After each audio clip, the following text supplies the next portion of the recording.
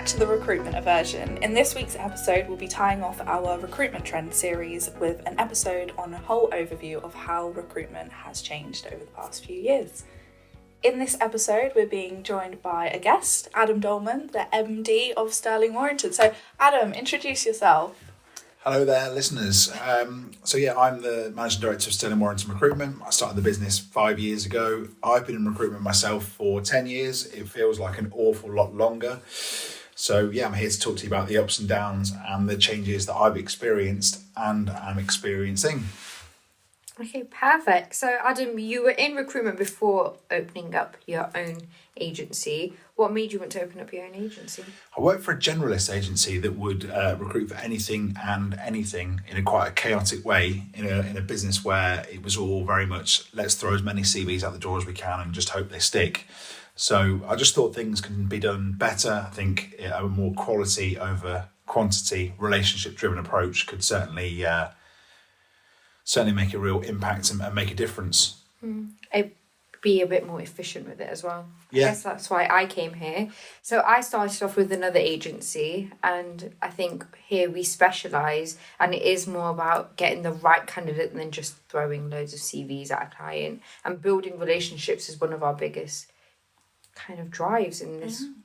In this industry it should be, but I guess it's not for all agencies. No, absolutely not. We are a service industry and we are tarred with the same brush as estate agents and other ones that are. Sorry if you're listening. I'm quite good. Yeah, sorry to the estate agents that are listening, but it's exactly the same. A good percentage of estate agents are really, really good. They'll give you a high quality service, and then the other half will be terrible. And it's exactly the same with recruiters. We're not all bad, but there are a lot of bad ones out there. It's just about doing the brilliant basics and setting yourself apart by just being good, I suppose. Do you think that's something that is changing already? The amount of agencies that are flinging CVs out, is that decreasing, do you think? Or do you think it's still pretty high? I think it's still very high. I think you still hear, in fact, even this week, we've heard stories of agencies sending across CVs to clients without even speaking to a candidate. Yeah, we hear it. Yeah, I do hear it a lot, actually. And sometimes it's happened where you've submitted a candidate and they haven't even spoken to that agency, and then the client says, we already know that. Yep. And you're like, no, that's not right. Most frustrating thing ever. But you do wonder sort of how businesses function, and does it work? I think it's just luck, right?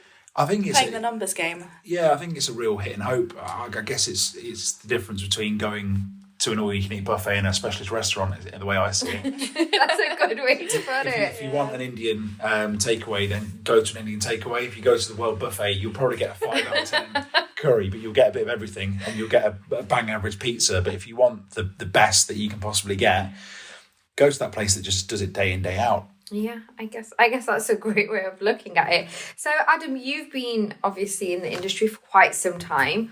What changes have you seen in your many years of experience? No need to stress the many. It's changed dramatically. It's gone from being, when I first started, you'd see job adverts advertised in the newspaper. You get your leads from the newspapers and you'd call through it. And that wasn't that long ago. That wasn't that long ago at all. But things have changed dramatically, particularly in the last 5 years since the pandemic. People work from home a lot more. Businesses are a lot more flexible generally, although I do think that's changing. You've got video tech. Mm-hmm. Microsoft Teams and Zoom and Skype wouldn't have been so popular 8 or 9 years ago. Yeah, people wouldn't have used them at all. So there's definitely been a massive, massive change in how things work. LinkedIn was around 10 years ago, but the usage of that is enormous. The way that candidates apply for jobs, it's not just you read your CV library now. I think most jobs will come through either a referral to a recruiter or through LinkedIn or through just networking, I think, more than ever before. Mm. And do you think you've noticed more companies using agencies now than before? I mean, a lot of companies, obviously, they've got in-house talent acquisition people, but then, a lot of companies will still engage with agencies. Obviously, I've only been in recruitment for a year, so I can't speak to what it was like 5 years ago. Do you think more people do use agencies now? Absolutely. I think 100% that more businesses are open to it. And again, it's for those specialist roles. If they've got a warehouse operative, they'll still advertise on Indeed themselves, but then they might go to the temporary industrial agencies that are specialists in that world. But if it's something that's a little bit more niche, like with a marketing role or with a finance role, or if they're looking for an engineer or a salesperson within a certain industry, they'll absolutely be more open to using an agency than ever before, just because the candidates that apply are just not right. The volume of applicants over the last 3 years has gone down. That is a well-known fact and a statistic we get from our job boards. But not just the volume, but the quality is far less relevant than it's ever been. What do you think causes these changes? Because maybe 5 years ago, a lot of companies weren't using recruitment agencies as much. I think it's the lack of available candidates. Okay. We're in a skill shortage in every single industry, pretty much. And I think it's not just the pandemic. I think we're all forgetting about Brexit. We're all forgetting about Eastern European workers that will come over that are really skilled. There's just a real shortage of people, and we're in an aging population. Engineering, for example, 20% of all engineers are retiring in the next 5 years. Wow. That's a really big gap that's going to happen. And I think everyone I don't know about the youngsters, the younger people today, I think they're not really being educated on these jobs that are out there. No. They're not told to be an electrician. I'm not sure what they're being told. I think in their head, they just want the whole social media life. I think they want to be influencers. Yeah, they do. Honestly, we would get it all the time where their expectations are so far from reality. They want to be influencers, or they think they're going to be the next best footballer, and it's just... So someone needs to bring it back down to them. I don't want it to be me, but I don't know. Or they want these graduate schemes that pay 40 grand. Yeah. They're thinking, I'm 21, I've got a degree in psychology or... I should get that salary. Yeah. I'm worth £40,000 straight away. And I think everyone wants things, not to sound old, but instantly. If you look about 10 years ago, Instagram wasn't around. Yeah. You can just share your pictures online now. You can get finance on Deliveroo these days. You don't have to save up for anything. It's absolutely mad. Well, we were saying, I think this generation, we said it in one of our earlier podcasts this month, they want everything straight away. There is no patience. Instant gratification. Yeah. And I think that is something they're really going to struggle with now, because they've been away in COVID and they've probably been to uni during COVID. Now when they're going into the workplace, I think it is kind of a reality check for them that they're not going to get everything handed to them. Yeah. So it'll be interesting to see in how they manage in those jobs. Yeah, and you look at the slide in jobs in technology over the last 3 or 4 months. There are lots of jobs out there, absolutely, but your Facebooks of the world, Twitters of the world, you're seeing these businesses that over the last 3 to 5 years have really gone hard on recruiting to get as many of those people in the business as they possibly can. And now reality's hit that the money's maybe not there. Yeah. They're all being let go. It's quite frightening, isn't it? Yeah, definitely. And I think social media is a big cause of the change as well, because now candidates are aware that it's a candidate market, so they're being told left, right and centre by LinkedIn influencers, negotiate your salary and ask for more and demand what you want. They have to give what it takes to get you through the door and things like that. Whereas I think before, people were more passive and they were going to interviews and sort of bowing down to the employee. Yeah, I can do this, I can do that. Now they're turning around and interviewing them and saying, I want this, I want that. If you want me, you're going to have to give me this. So I think you've got almost like an empowered workforce now rather than a passive one. Yeah, and the work ethic has changed over the last 10 years. Before, when I first moved into recruitment, I'd go home, I'd work every single evening, shortlisting candidates. I'd work weekends to get myself ready for the week ahead. And now we work 36 hours a week, which still baffles me. But due to the technology that's come in, things like Sourcebreaker means that you don't have to look on 4 different websites. Everything is just squashed into one. It really is about working efficiently. But I think you've also got the quiet quitting. I'm contracted for this many hours. That's what I'm going to do. Where in a commission-based job where you can... There is no... Yeah, you shouldn't really have that mindset in a commission-based job, yeah. You could do another 4 hours a week and then an extra £1,000 if all goes to plan. It's just crazy, isn't it? You get what you put in. And I think in commission-based roles, you really need to look at it like that, definitely. But how would you say companies can adapt to these changes? Because you said... it is a candidate-led market and they are demanding. What advice would you give to companies? I think you've just got to look at the role and what it is that you're expecting from a candidate. If it's a marketing role, I think hybrid or work from home should absolutely be offered if it suits, or it should be offered after a certain period, after you've come in, you've embedded yourself, you've learned about the processes, the procedures, the systems and the culture. And I think businesses' culture is definitely affected massively by the changes because people don't get together anymore as much. People don't go for drinks on a Friday straight after work together because people are working from home. There are times where you don't see a colleague for a week or so and you think, do they still work here? Yeah. And then we have it here. They'll pop in after a week and you think, hey, Oh, you're still here? yeah, Happy New Year. It's the 19th of January, but I haven't seen you yet. How have you been? How was your Christmas? But yeah, back to businesses adapting to it. I think it's just on a case-by-case basis, really. There are some roles that absolutely cannot be done working from home, but there are some that can be. And I think the 9 to 5, you have to base your hours around your customers. Mm-hmm. In a marketing job, you can schedule things, so it doesn't really matter. You could have someone work nights in theory, as long as they're able to get the things that they need to get done. But I think with sales roles or with support roles, for example, you have to be in line with what your customers need. Yeah.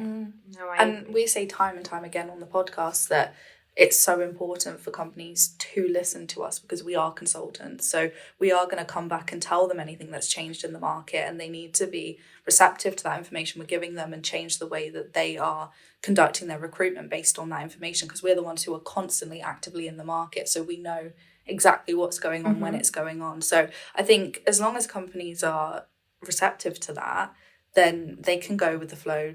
You know, every single trend that happens, they can keep on top of it and make sure that they're adapting their recruitment process to reflect that. Yeah. Definitely. And if you're one of those businesses that insist on people working from your office, then spend a little bit of money on your office. Yeah, make it a nice environment. Yeah, make sure your heating works, make sure that your air conditioning works, make sure that your windows are good so it doesn't get really cold in the winter, and make sure that your car parking's okay. Just try and make it the best place you can possibly make it in order to attract people into the office. I'm hearing some businesses are doing things like pizzas on Wednesdays to try and get everyone in. We're not rolling that out, don't worry. See your face. I'm on a diet. How about that Starbucks we said that we could get everyone? You're hot under the colour. Like, no, that's not happening. Absolutely not happening. Would you say that this year we're going to see a change in the whole hybrid or working from home? I think it's been changing gradually over the last 6 months. And I think businesses, it's all about that. You meet over the water cooler or whilst you're having a coffee to have a quick chat with people to find out how things are. I think if you sat at home all day, every day, you don't get any work-life balance. You want the work-life balance, so you work from home, but it doesn't. You end up working till 6 or 7. Yeah. You end up living and working in the same space, and it doesn't happen. But it's also about being collaborative. You can in your spinny chair, you can turn around, look at someone, ask them a question, and then spin back around and get on with your work.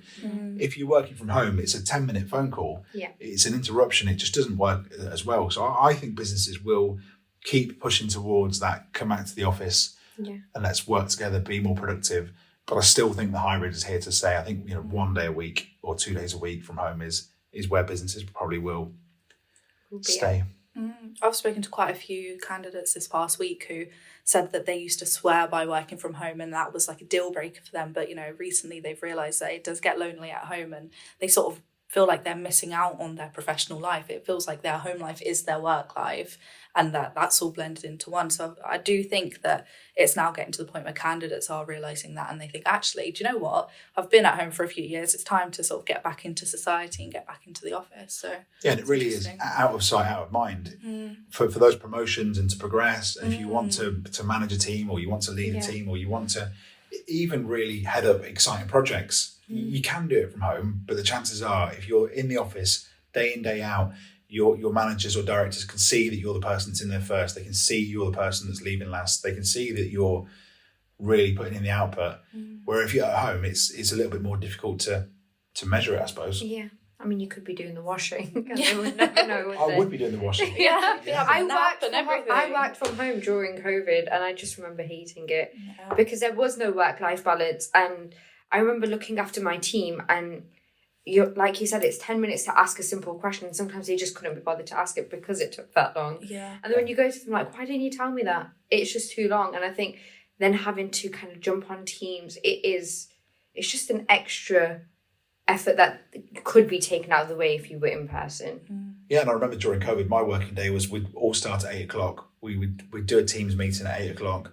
I'd then go to have my breakfast and I'd probably start working at 9:00 and then I'd probably have my second breakfast about 9:30. And then I'd be at the coffee machine again, just out of boredom, really, from just. Yeah. I started at 9, so I would turn my laptop on at around 8:45, send my team what they needed to do for the day, and was like, well, what do we do now? Shall I make some breakfast?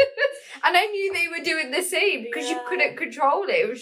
You're at home. And I think it gets rid of that morning routine, which I'm a big advocate for a good morning routine. And I think that sets you up to be productive for the day. So if you're not leaving the house, you're probably less inclined to actually get up early, have a good breakfast, maybe work out. In your pajamas really all day, exactly. You roll out of bed at 8:59 and log in. And I just think it doesn't set you up very well for the day. No, I don't. And you have to have the right setup as well. I mean, I remember hearing a chap on the phone who was working from home in his kitchen, and I could hear, I said, well, what's that noise? Oh, that's the tumble dryer. The tumble dryer. Oh, could you not turn it on at any other time? It's just not productive to a working environment, is it? And you need that setup. If you're living in a 1-bedroom flat, it's just it's depressing. Yeah. I think so. Yeah. If you're definitely going to work from home, have your own setup. Don't do it from your room. No, definitely not. And in a sales environment as well, which recruitment absolutely is, it's all about outbound calls. You can't. The rejection that you take in recruitment is heavy. It's just hard to pick yourself back up from it. Yeah. Or if you're going wrong and you've not got someone there to kind of say, try this or try that, or ask after every call, then you're not really going to get any better. I think I've worked a lot of sales roles, and I will never understand why a salesperson would want to work from home. And the whole part of working a sales role is being around people, being in that atmosphere, and even if you're not feeling it for that day, the buzz of the room is what gets you into that mood to sell. So definitely for sales roles, be in the office, be in the atmosphere, so you know what's going on, who's doing what, whose targets you need to beat. Yeah. That's what, someone's got this, I'm going to beat that today. That's what it should be about. And the competitive spirit. Yeah. What are you going to do? Sit at home and try and compete with your cat? That's doing nothing. No. Something I wonder if it will change this year or next year is the length of recruitment processes. Because I think that, now you get recruitment processes that are like 3-4 interview stages. And I just think it's ridiculous because of how quickly things are moving in the market. I wonder if this year people are going to condense it down to 1 or 2 stages. Depending on how many people they lose. Yeah. But it varies from company to company. I've got a client that will just do 2 Teams calls within a week and then offer them the job. And for me, I think that is absolutely crazy that you don't go to someone's office before accepting the job. You need to meet them. You need to look around the office. You need to have that sort of in person. I don't think the whole thing should be done via Teams. I think first stage Teams is always good. Unless you're applying for a job that's abroad. And maybe you can't go in. Yeah, no, but it'd still be nice to get a real feel for their environment, or meeting someone at a coffee shop and accepting the job off the back of that. I just think no. I think you have to go and feel the business in terms of the vibe. Definitely.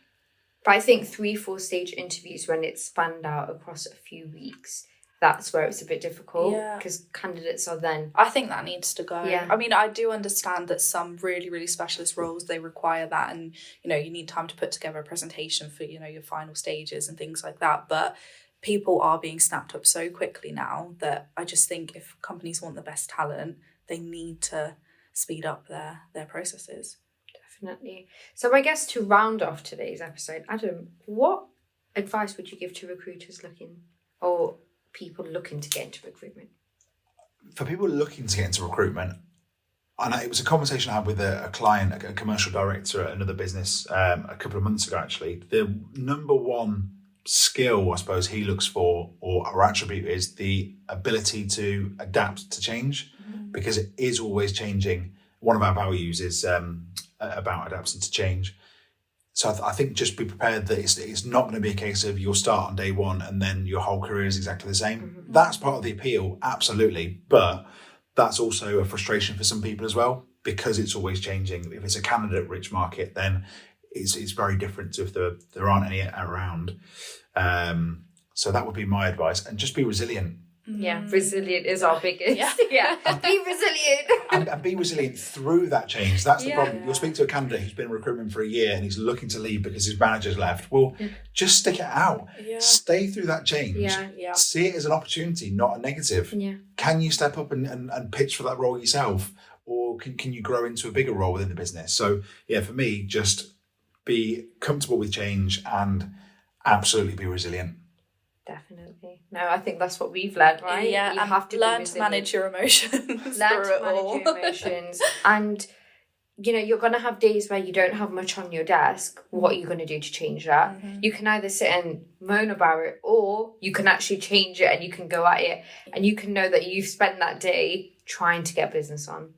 Yeah, it's really interesting. I listened to a podcast yesterday who was talking about emotions and how you actually feel, and it stems from the thoughts. So if you have one bad thought, imagine they're kind of two fingers next to each other, your bad thought quickly goes into how you feel. Yeah. So you might feel negative, you might feel disheartened, you might feel sad or upset. But if you have that one thought that's bad, like, oh, that's gone wrong, and then you quickly think, but luckily I've still got this, or but I can change that, then automatically that second thought straight afterwards that's more positive will ultimately change the way that you feel. Yeah, I think one thing about recruiters is we at some point in our recruitment career, we're going to really know how to hone in on our emotions. Yeah. And nothing really should affect it. It definitely takes more than a year to get there, though. No, I feel like 5, 6, 7 years. Do you still feel it? No, I still feel, I still get moments where, like I had one last year where a client offered £500 less than the candidate was on at the moment. Yeah. And I just put my head in my hands and said, is there any movement? Is there anything we can do? And he said, no, that's as far as we're going to go. But the key to that is to not necessarily dwell on it or think too much on it, but just jump straight in, speak to the candidate, and just get the bad things out of the way when you have to, so that you're not winding yourself up and you can make the most of the situation and move forward in a positive way. Definitely. I like that advice. We can all take that on. Well, thank you for listening to the Recruitment Aversion. We have loved having you on, Adam. Thanks for having me. It's been great, and look out for our next episode.